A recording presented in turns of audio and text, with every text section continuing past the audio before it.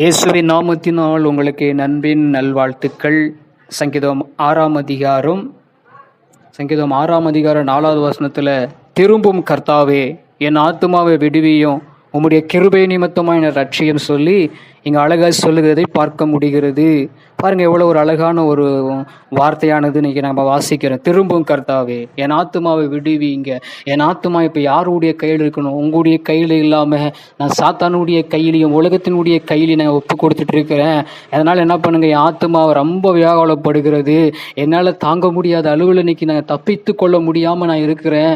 எனக்கு துன்பமாக இருக்கிறது. என்னை என்ன பண்ணுங்க, அதிலிருந்து என்னை விடுவிங்க அப்பான்னு சொல்லி திரும்பும் கர்த்தாவே என் ஆத்துமாவை விடுவிக்க உம்மால மாத்திரம்தான் முடியும் சொல்லி இங்கே கேட்கறத பார்க்க முடிகிறது. அது மாத்திரமில்லை, உம்முடைய கிருபை நிமித்தமா என்னை ரட்சியுங்க. என்னுடைய கிருபை இல்லாமல் நம்ம வாழவே முடியாது. கிருபை இல்லாமல் நம்ம இன்னொரு நாளை பார்க்க முடியாது. அதனால தான் உம்முடைய கிருபை நிமித்தமா என்னை ரட்சியும் சொல்லிட்டு இங்கே பார்க்க முடிகிறது.